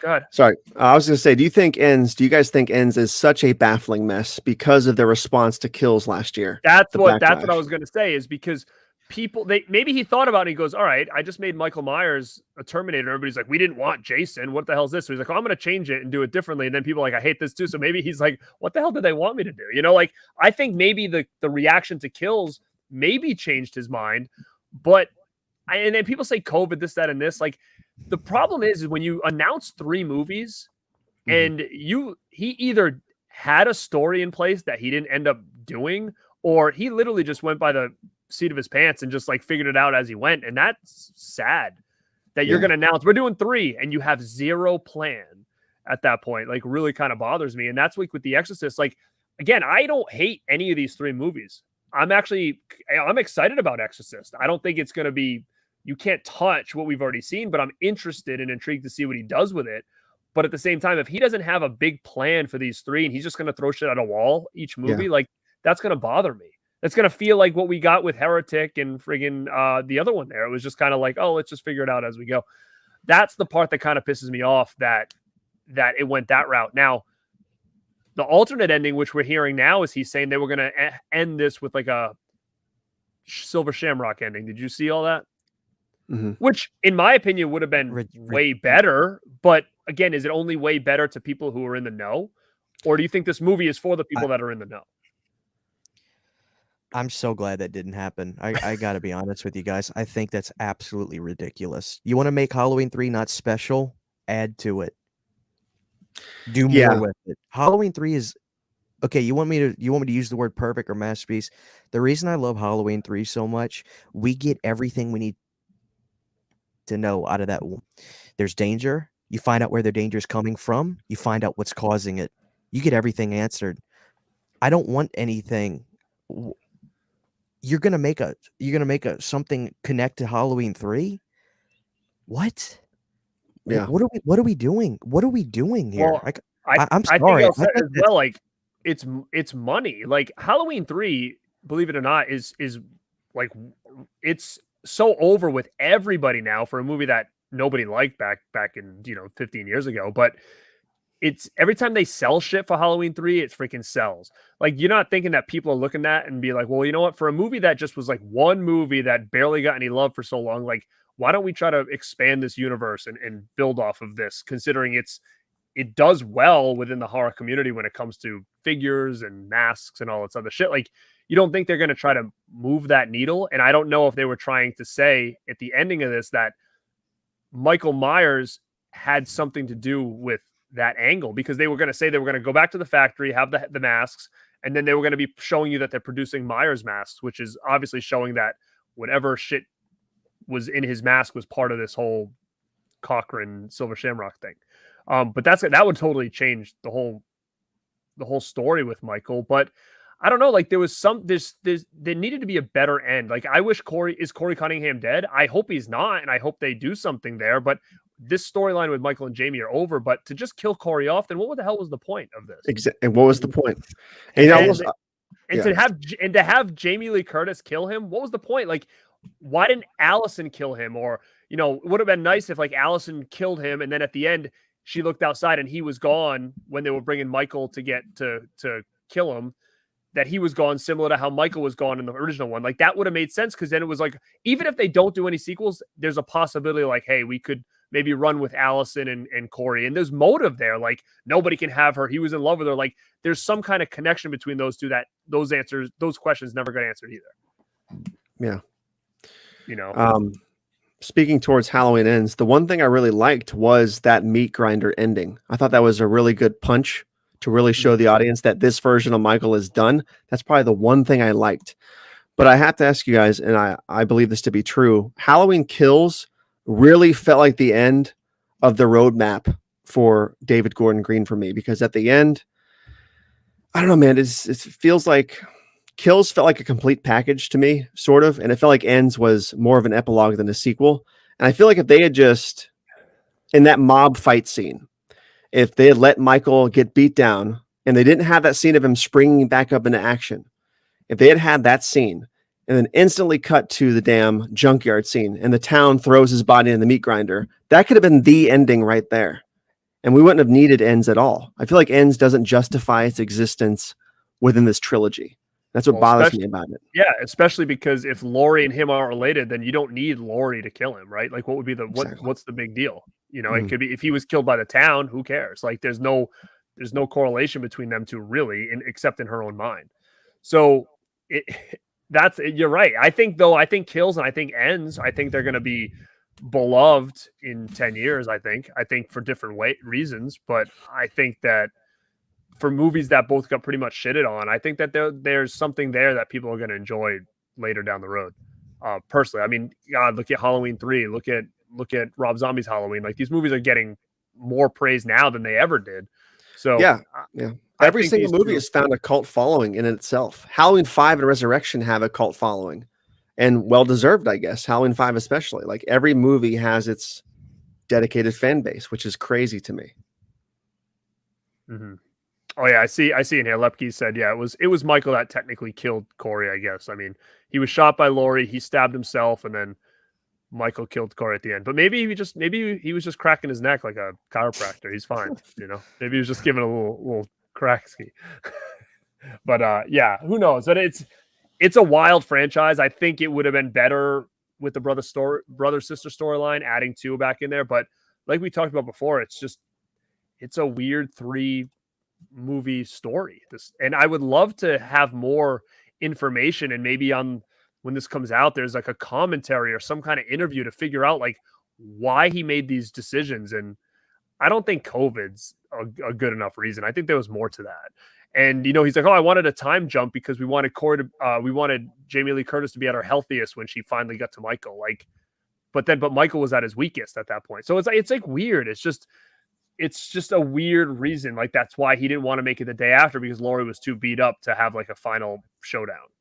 And I hate to keep rambling and talking my ass off about this, so pardon me. But to your point just now about they didn't want Laurie to be, they wanted her to be at her healthiest, right? Because she was so hurt in Halloween Kills, right? Could you imagine how epic Halloween Ends could have been if it had been on the same night? Michael Myers is super pumped up now because he transcended from killing 15 people in that mob fight, while everybody else is fucking hurt. Allison's hurt, Jamie's hurt, Karen's dead, the whole town's in shambles. But Michael is this super powered up superhuman now. Like, that would have been a fantastic movie in and of itself. Start the movie with him coming out of the house. He just killed Karen. He's going directly into the gunfire of all these cops. He's killing everybody outside the house. Have it be kind of a reverse scene of Halloween Kills where he gets arrested. But then again, he's killing everybody. I don't know, man. It could have been so epic and so hardcore. You know, if they had just done something more visceral. And lose the time jump. Or if they would have done something where they did some kind of big architectural change in the town, and that cave sewer that he was in, somehow he was stuck in there and he couldn't literally leave. And then when the few years later, they're renovating or they're starting to build something on dead property, and they're jackhammer or whatever, and then there's an opening and Michael finally comes out and he manages to kill somebody. And he's stuck there. He wasn't hiding, but he was stuck there. But now he's so weak, and he manages to kill a few people and build up his strength. There's literally sort of Krugerish. There's literally a 1,000 things you could have done. Yeah. And what else is wild is they mention, and I don't forget if it was an interview or in something else, but he said, like, I think in Ends or in 2018 that radio tower was going to be like a huge deal. And it wasn't. Like, it was just some asshole DJ, and then he got killed. Yeah, like, wow. everybody, and it was in every movie. You kept seeing it in the background, and he had mentioned, like, keep your eye on that. It's gonna mean something. And then there was another ending. I don't know if it was filmed or not, where Myers got, like, basically that radio tower fell and like punctured through his body. But then what happened was he died, but Jamie died with him. Jamie Lee Curtis, Laurie died with him, so they both died together. And then they came back and they said, no. Blumhouse goes, we want Laurie to be the strong woman victor, so we can't have an ending where she dies, because they wanted to kill them both off and then have like the Corey Allison story maybe be a possible continuation, but they wanted Laurie to be on top, so they X that whole thing out, and then we ended up just getting what we got. But Here's that's what's just wild is there's so many like, hey, make sure you pay attention to this, then we're just gonna change it. bottom line is this to me. If they had a story and they didn't stick with it because of negativity from, let's say, kills, shame on you. Yes. Of course. Rob Zombie, well, this is one thing I will say about Rob. He doesn't give a fuck what you think. Yep. He would have gone to the end with whatever he had. If they changed it because of negative reviews from fans, shame on you. Of course. Well, The thing is, biggest too, shame ever. after Because this, if that's what he was saying about the water tower, if that's what he was, because I don't pay attention to that stuff. yeah, the radio tower. If he was Yep. talking about it and then it turned into just that, Mhm. zero respect for that. Less than zero. Shame Yeah. on you. That's now what I'm happened. now I'm pissed off. Now I'm Yeah, pissed especially off. in Kills, man. The radio tower was all over Kills, and they beefed it up a lot in Kills. And I remember seeing that statement too, Garrett, about the radio tower being a big importance to the third movie, and then it was nothing. So that right there tells you there was meddling in some way. I don't know if it was the studio or maybe it was Jamie Lee Curtis, or I don't know what it was. I but wouldn't doubt she was running her trap. She I was, would not doubt. She was Yeah. pulling her creative control card like Hogan, maybe, and like that doesn't work Jamie for Lee me, brother. Curtis is no Hogan, brother. This doesn't work for me, brother. I can't die. Yeah, I would have actually been fine with a double death at the end with them two, the radio tower puncturing through both of them. That's it. Game over. Allison can continue on. I don't know. Corey continue on. Whatever. I would have been happier with that. That whole thing, because again, it made like Christian said, if they did change it, which I think they did, due to the negative reviews of Kills. But what's funny to me is after they made this movie, they all came out and said, it's coming, but you're all going to be pissed. So like, Right. if you were nervous they were going to be pissed because of Kills, then why not just stick to the story? If you wrote another movie, another script, and said everybody's going to hate it, like who does that? Who writes a script and then tells everybody you're going to hate it? That to me is like mind-boggling. It's cool to be different and try to change it up, but like to come out and be like, you guys are going to be mad at this one, like that doesn't make any sense to me. How you can make something and just be like, oh, you're going to hate that.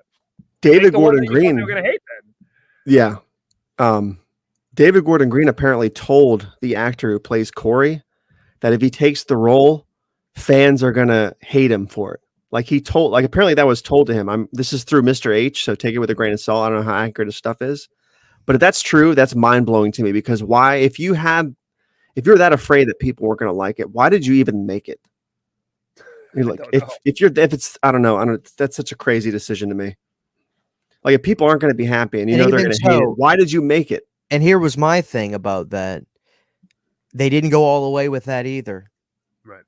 When he went in that cave to get that mask, he should, in my opinion, I'm sorry, in my opinion, that's all I can give, he should have killed that weak old son of a bitch and become Myers, assumed the role. There's your ending. Hey, and they didn't do it. And they didn't. I'm not opposed to that. And then you could have had, okay, you know what? Then people would have been pissed, like, wow, some random kid just killed Michael. Da da da. But then you could have had an ending with Allison and Corey as Michael and all this stuff. Like there was somewhere to go. Which, but like thematically, it wasn't a random kid, right? Because that was fate. The town already decided you're next. You're the next one we hate. There's something there. And then, yeah, you're right, dude. I mean. Do you think it would have been better if Myers was already dead and he just found the mask down there? I think it would have been better. And then he could have just taken the role. He could have played copycat killer. He was doing that. And because I like A New Beginning, and that would have been a perfect fourth film if they were going to keep going with it. You know what I mean? I just didn't buy that this kid got his ass kicked by Bandcamp and then suddenly kicked Michael Myers' ass like 2 scenes later. But that was post. But that was the same time. It's like, but it's hard. Like you don't know, like what did he do to him? Did he give him the evil, and that's all of a sudden why he's tougher now because he had a couple kills, so now all of a sudden he's stronger. Like, is that what they were trying to say? Like he killed the homeless guy, he killed whoever. So now, like maybe going against Myers, he's more powerful because he just killed 2 people. That wasn't really explained, to that extent. Another theory that I had was, and again, I haven't heard this anywhere, so I'm sure it's nothing, but I kind of found the dialogue pretty weird in Ends. Like it was a weird, it just felt very choppy. Like they were just trying to tell you like the important things and the details were kind of left out. Like he met Allison and then all of a sudden the next scene, they're like on the bike together and it's like, wait, they just met this dude like yesterday. Right. Like it was choppy to me. And in the backstory, you were watching Lori writing her book or whatever. And a part of me was like, is she writing this book and we're like following along with our eyes? Basically, like if we were reading a story and they're telling you like, hey, here's what's going on. Allison meets Boy. She likes Corey and they're starting to hang out more. And, you know, she's really attracted. Like it almost felt like I was reading a book and what I was seeing on TV or on the screen was like what I was visualizing in my head. And then I'm like, was that all what they were trying to do? And that's why it felt so weird, is that because everywhere you turned, Lori was there. Like he gets arrested, she's driving by. They're in the house kissing, she's looking in the window. They're at the radio tower yelling at the DJ, she's watching them. So it was like her being in all these weird places. Like, is she creating her own story in her head? It was just weird to me. I wasn't sure what he was going for here, because it did feel so choppy at some points. But I will say, I was entertained with ends from beginning to end, regardless of what the story was. I was intrigued because I was trying to figure things out. Was I missing something? Am I looking too much into something? Like, so 2 times watching it, I was pretty entertained because I was trying to find answers to questions that maybe I thought I was missing. But Yeah. you know, that was me. And again, maybe there's more to the story, but I think at this point, if there was, he'd have already came out and said it. Yeah. It does feel choppy. It almost feels like it was a 4-hour movie that he had to trim down to an hour and a half. So I'll be curious to see if there's any kind of an extended cut that comes out or not. I mean, I wonder how much stuff was left on the cutting room floor with Halloween Ends.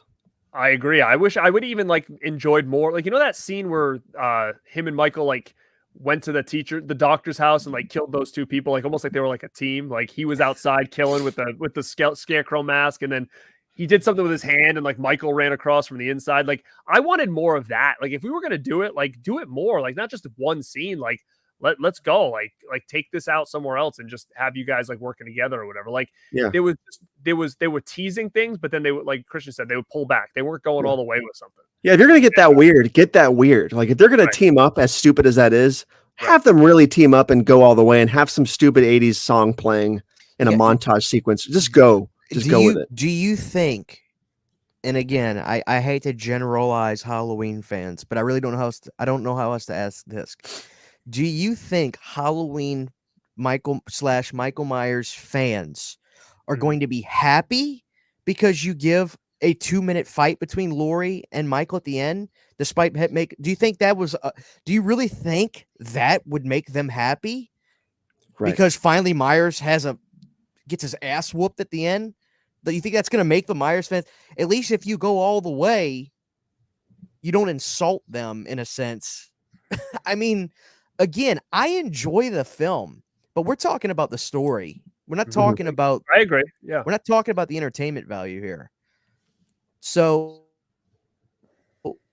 what is really kind of worse than what my idea is, to just go all the way with it, because what they do really is they bring him back and he gets his ass whipped and they kill him. Do you really? I can see how, if you're a big Myers fan, that's insulting. I agree. Yeah. You know? Yeah, I got a question for you guys both real quick. Man? Like, I'm getting aggravated talking about it. I really am, because I've never seen a story told this shitty before. I can't even say bad. It's just, again, and it's bizarre that I can enjoy the movies individually. But when you talk about that's my exact point. Right.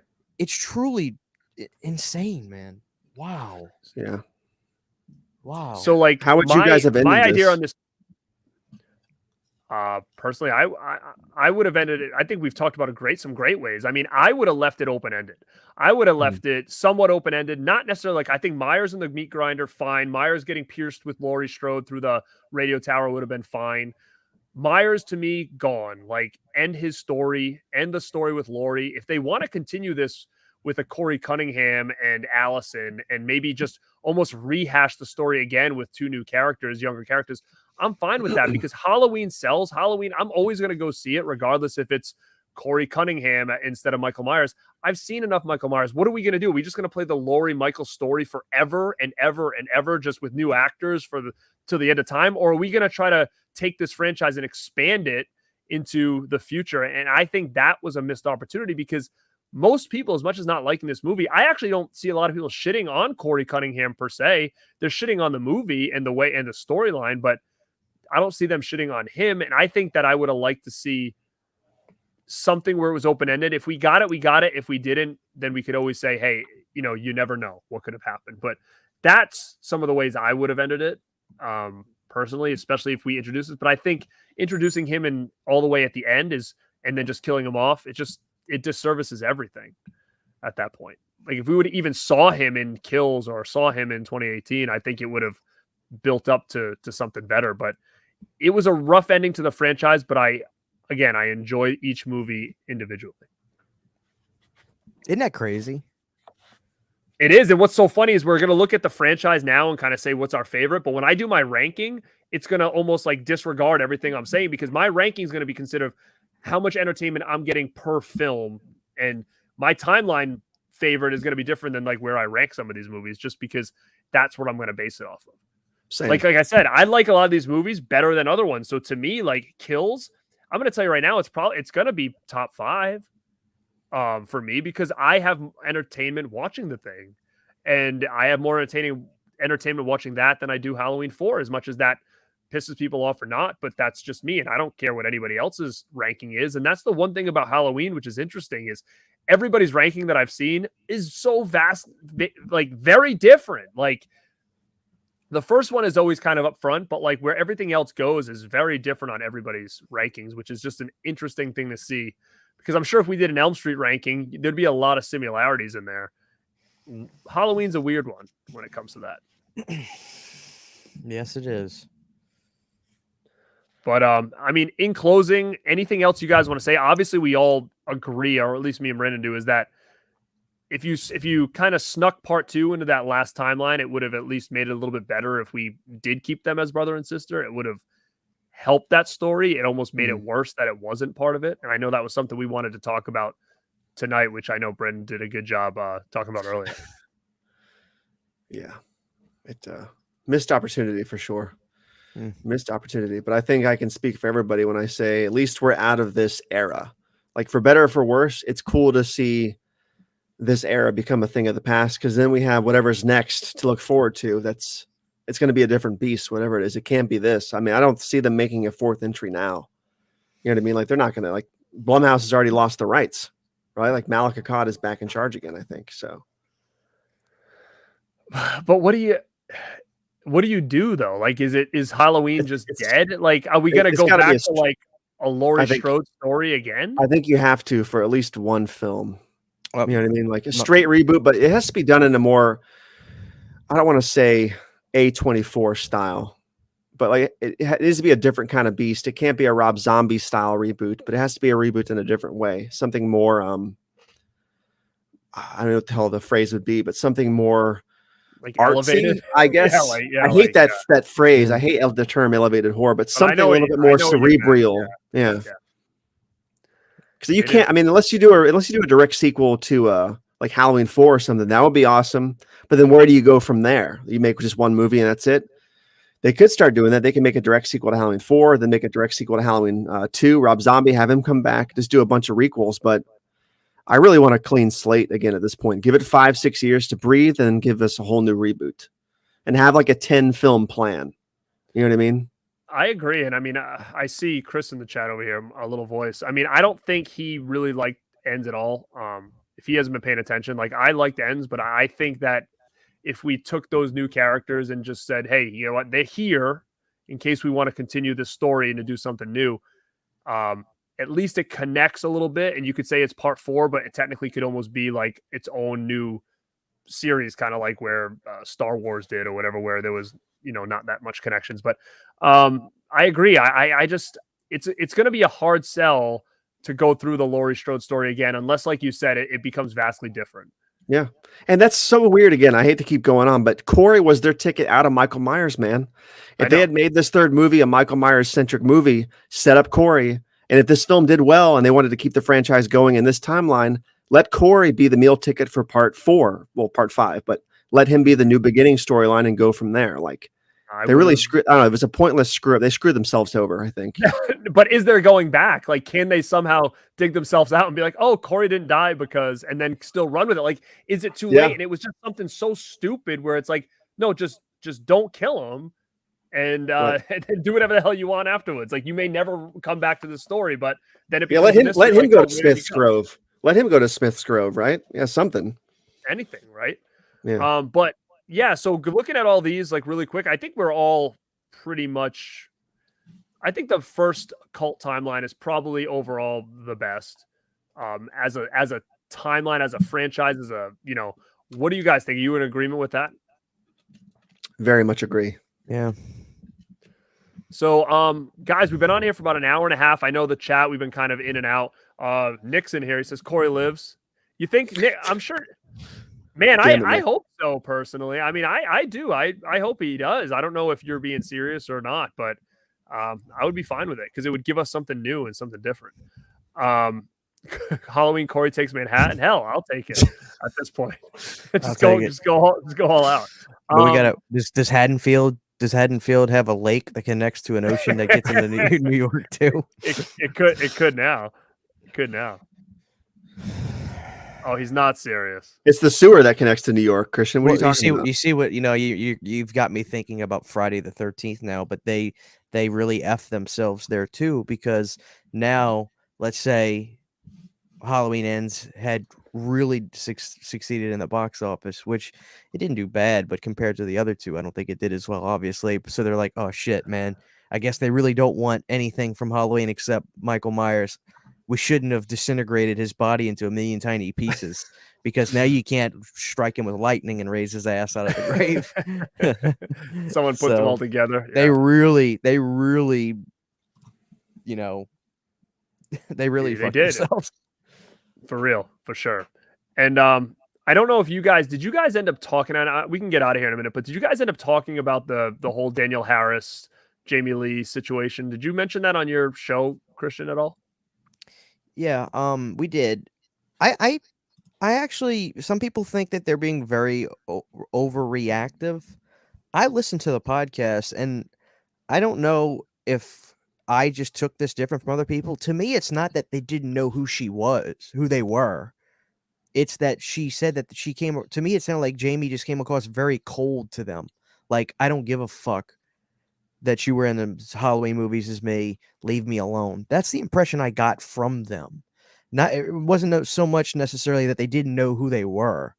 And to that, I say Jamie's in her 60s. She's at that age where she doesn't give a shit about hurting people's feelings or being kind to people she doesn't know. So it is what it is. I feel bad about the situation, because a part of me is like, as much as Jamie Lee Curtis says, "Oh, I don't watch all that stuff. I don't know." Maybe she's right. Maybe she's got enough shit to do. She doesn't really care about that stuff. But I kind of just find it hard to believe that she has never once checked out Halloween 4. To me, knowing that one person had played her character, Laurie Strode, that she supposedly holds so high, that she never checked out that movie with that character in there. It just finds me hard to believe that she had never had any idea who any of these people were. I don't know if she was. I can believe it. I don't know if John never even saw the Halloween films himself. If I can believe that, I can believe that this broad didn't watch all these sequels. Yeah, it's just crazy to me that she would. And it's I didn't know if she was just like, it's a job, it's man. Crazy. But what's nuts too is it's like she's going around at this point kind of like the main final girl and kind of hooting and hollering about Halloween and getting the horror fans going and stuff. And to not have any clue about any of this stuff was just odd. Now, how was she to Heather Langenkamp? Did they say, like, did she know who she was? Because, they were kind of coming up similar times. Like, did anybody say anything about that? I don't recall. I don't recall if they went into that so much. If they did, it wasn't important enough for me to remember anything from that episode. Mm-hmm. I feel really bad for Danielle Harris in that situation, because, like, when you think about it, she started her career in the Halloween franchise when she was a little kid. Mm-hmm. So I think she already has she's more emotionally invested in the franchise just because she started in it so young, versus Jamie Lee Curtis was already 21 when she started. right? Yeah, 1920. Yeah. So when yeah. you know when she started in Halloween 4, her parents were probably like, "Oh, you're playing the daughter of Jamie Lee Curtis," and she was probably a big deal for her.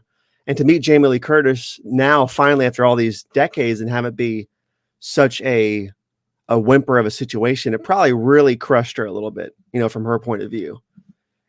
That would be like meeting Santa Claus or something, and him being like, "I don't know who you are." It's got to be something, such a blow to the ego, and like just. Well, she said that one of the. This is the other thing about that. In that episode, Danielle said that she got a call from somebody with the getting pictures of this video package they were doing. The woman told Danielle, "Jamie loves you. She wants you to be a part of this video package," which now we know that this person was just doing what she needed to do to get all these videos and saying all the right stuff to get people to make these little video clips or whatever, praising Jamie Lee Curtis. Now we know that that woman was just blowing smoke up Danielle Harris's ass. Yeah. You know? Right. So and look, Danielle, I've seen some people say she has an inflated ego and she thinks she's bigger than she really is. Look, Danielle has been in some of the biggest movies of the 90s, like Daylight with Stallone. Big hit. I mean, it's a big movie. She was on fucking Roseanne. Don't Tell Mom the Babysitter's Dead. The difference between Danielle Harris and Scout Taylor Compton is pretty marginally different. I mean, even though Danielle her fan base is horror, 1000%. I can see it bumming. Scout, I love you, Scout. I would marry you if I could, but come on, baby. Like, come on. You really didn't think she was gonna know who the fuck you were or care, you know? But Danielle, I can see a little. I really can see Danielle being like, "Wow, that wasn't what I was expecting." Like, I can meet Danielle more on Jamie being cold to her.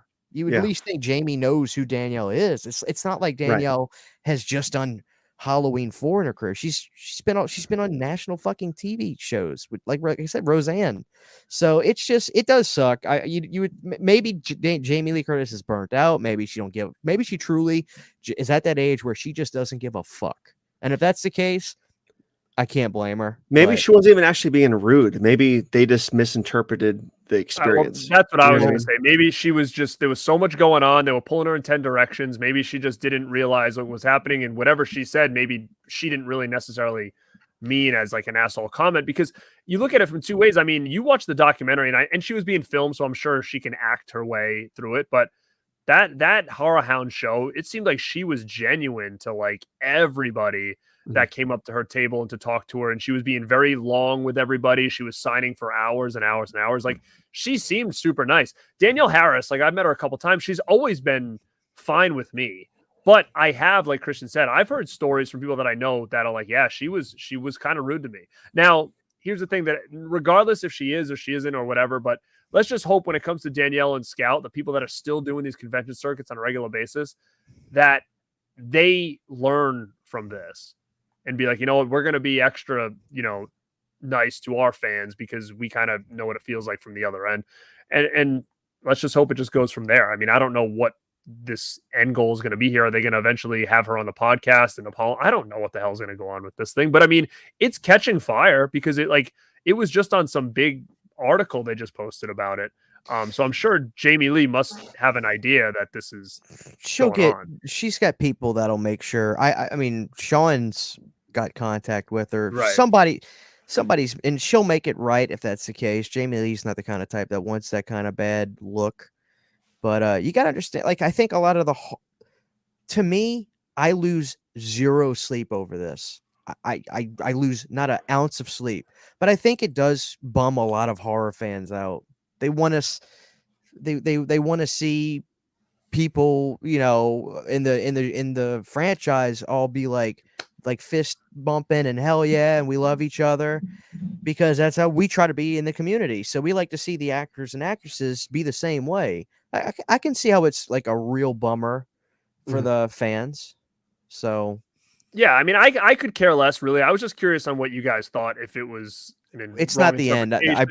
No way this is the end. There's going to be another development, whether on one of their podcasts in the future, we're going to hear that Scout and Danielle, probably Danielle, got in contact with this person, or maybe even talks to Jamie Lee on the phone or something down the road. But this is not the end. I guarantee you they're going to get another episode out of this with more information. I bet money.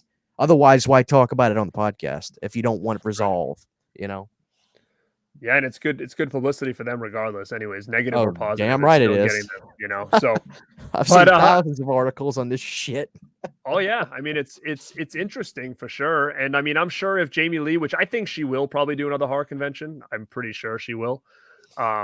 She was going and to. You know, if she does, then I'm sure you know they'll probably want Danielle and Scout to be at the same convention that Jamie Lee's at, not for this specific reason, but when you have a Halloween person, a big name like that at a convention, they want other Halloween people there. Sure. So, you know, I'm sure that they'll probably something will go down. I'm sure Sean Clark would. He's gonna make a fortune if that's the case.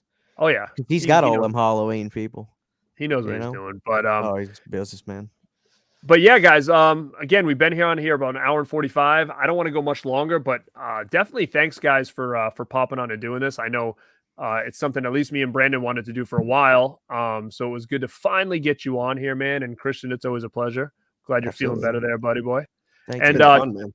Chat, thank you guys so much for being active and hanging out. I'm sorry we didn't get too far in. I was looking for some good comments about what we were talking about, but I totally appreciate you guys coming in. Really quick, I'll just say bye to some people that are in here. I see Nick in here. Thanks, man, for popping in. Gus, Robert Long, Jack Frost, Eastside Motel. Who we got in here? David 92 is in here. TJ Frizzy's still in here. Ice Cody's is still in here. A Little Voice is in here. Brooke Flynn is in here. Look at that, dude. What a great mask. That's the cover mask? Yeah. I love it. I need to get some nice masks, man. Really Even my cool. Friday the 13th masks, all the ones I have are like the Jason masks are from Creation X. But like the paint and stuff are like chipping off them and stuff now. I need to get some better ones. Yeah. But yeah, guys, hey, guess what? Have a happy Halloween if I don't talk to you. What do you got coming up on the channel, Christian, first? Do you got anything coming up soon? Last couple days of the month?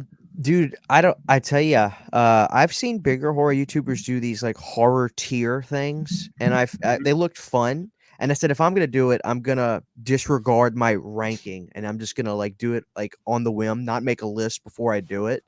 And I did that with Friday the 13th, and that was a blast. So I'm gonna definitely do Elm Street. Maybe this week. I got to put out a Scarefest video. I mean, I've got some stuff I bought, but Lauren put out an amazing video that I shared. That has all the footage of everybody together having a good time. Oh, yeah. But I watched that today. It was good. Yeah, I've got some stuff. I've got Trancers 4K. I got to review that. So you know, a little bit. Oh, and this weekend we're doing the on Saturday night we're going to be doing You Need a Horror Podcast costume party live. So we're trying to work out some people come on with us. So everybody seems to be busy, but you know, we all got to do what we got to do. But we're gonna be doing that Saturday night. Send me a link. I'm gonna be at ChillerCon. I'll probably be like in a hotel, like hanging out at that point. But I mean, maybe I'll just whoever I'm with, we'll just pop in and say what's up or something. So just send me the link, and if I can get on, I'll get on. Sounds good. Sure. Sounds good. Brandon, do you have anything popping on over at your channel over there? Not as much as I had hoped, man. Like I said, October has been so crazy that I had so much stuff planned. Like I wanted to do the whole damn Halloween franchise, including Ends this month, but like time just got away from me. So I really don't have anything going on for Halloween itself, unfortunately, or really this weekend. I have a couple more Just a Thought videos coming out, but nothing major. I might drop a review for Halloween 1 and 2, but I'm not going to have time to do the whole franchise. Or I wanted to do a Halloween special too, but there's just no time. Like work's been crazy. We've been working night shoots, doing commercials and stuff. It's just time has gotten away from me. So it's going to be kind of a quiet year, unfortunately, for Halloween on Tabata Vision this year. So. Yeah, I mean, it is. Like we said, the month is just flying by. Insane. So I'm actually pretty busy for the rest of the month. So I got tomorrow 10 o'clock. I'm going to be doing the 101 scariest movie moments. We're going to do the top 10. That is going to be on tomorrow at 10. Thursday night, I'm doing the Fall and Rise of Halloween 3 with Dead Pit on this channel and on theirs. You can check that out. That'll be at 10 p.m. as well. And then I will be in Jersey for the convention all weekend. And then Monday, I'll be having my Halloween ranking video dropping then. And as far as what I have coming up after that, it's kind of up in the air now, but a couple things coming out before the end of the month. And again, thank you guys so much for popping in. Guys, I will have the description links in the description. I'll have their links in the description. As soon as we're done, I'm going to put it all in there. Christian, thank you so much at Planet CHH if you're not following him. Brandon at Tomato Vision, thank you guys so much for hanging out. And guys in the chat, thank you again for hanging out with us for the last 2 hours. Truly appreciated. This is Garrett at Born2beRad. And like always, stay rad.